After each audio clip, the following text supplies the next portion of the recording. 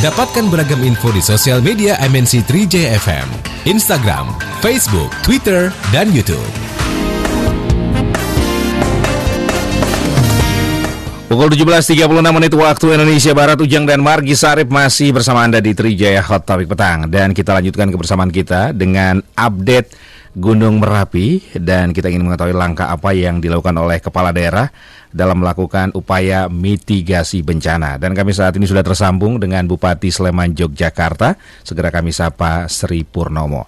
Assalamualaikum, selamat sore Pak Sri. Assalamualaikum, selamat sore Mas Mardi Sarip.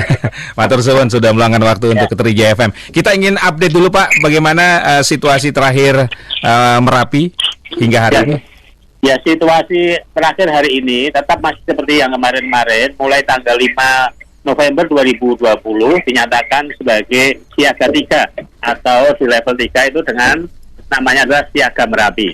Jadi siaga Merapi ini sudah mulai tanggal 5 November sampai hari ini masih belum berubah, belum naik atau belum turun, begitu Mas. Ya.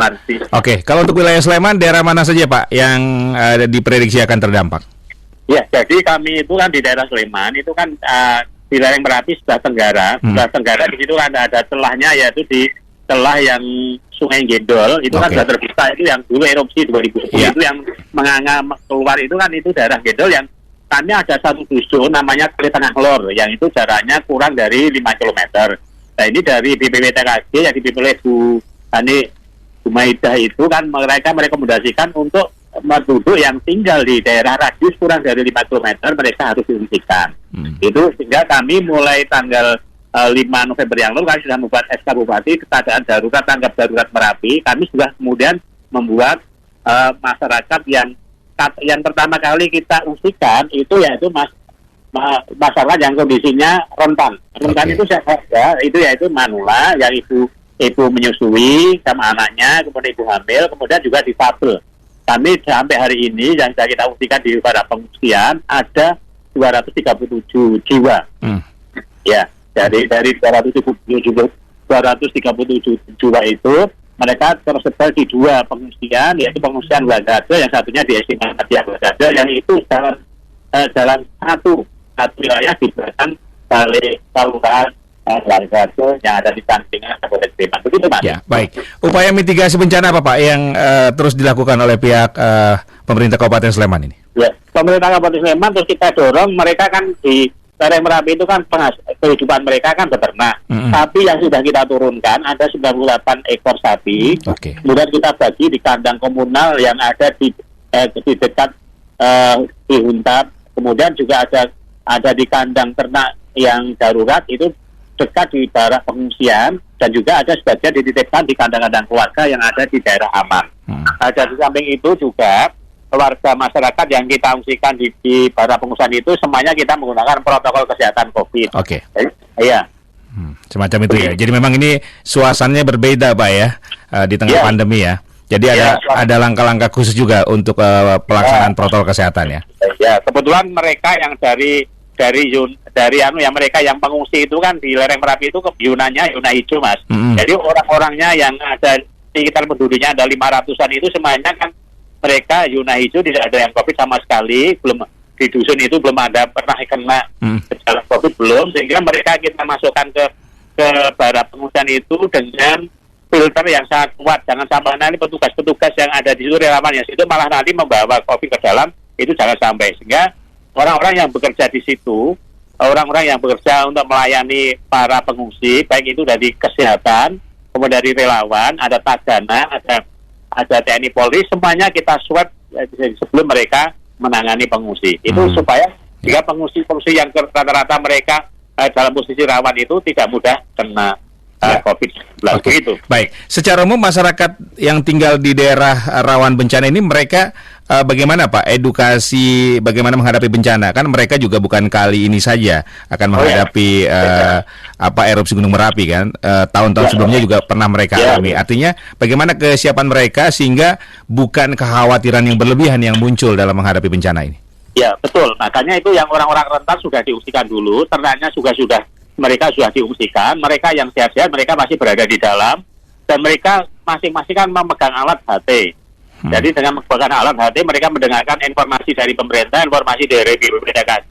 Kalau nanti suatu saat misalnya levelnya dinaikkan menjadi level 4 atau awas Merapi, kan semua yang di 105 km harus bersih semua Mas itu. Nah ini mereka sudah siap-siap surat-surat penting, dokumen-dokumen penting yang ada di rumahnya masing-masing, mereka sudah disiapkan di tas. Nanti ketika lari itu sudah tinggal dibawa, sehingga mereka tidak ada yang hilang, kan begitu. Baik, itulah pentingnya mitigasi bencana ya Pak Sri Purnomo ya. Ya betul, mitigasi bencana penting, dan masyarakat sana kan sudah akrab dengan situasi lereng Merapi, dan mereka trauma tahun 2010 masih ingat di pikiran mereka berusaha untuk tidak terulang kembali, walaupun ini besok secara data geologi ini nanti erupsi 2020 andai kata terjadi itu tidak seperti 2010, cenderung ke arah 2006 begitu.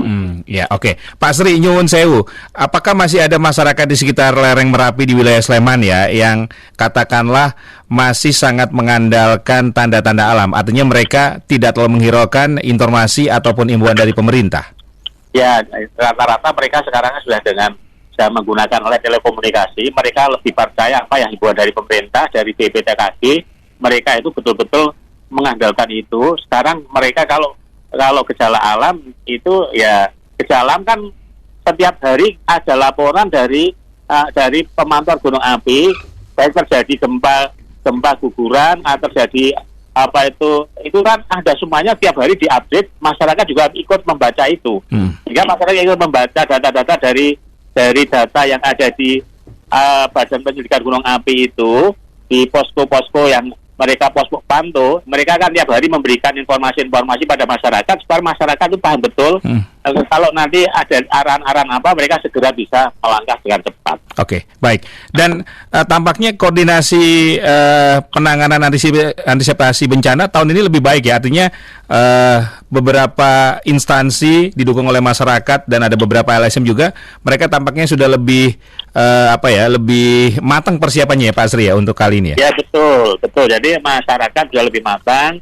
Di sana relawannya juga banyak, relawan kaitannya dengan spesifikasinya macam-macam, mereka sudah pada merapat, tapi tidak boleh nanti berkerumun itu kan gitu.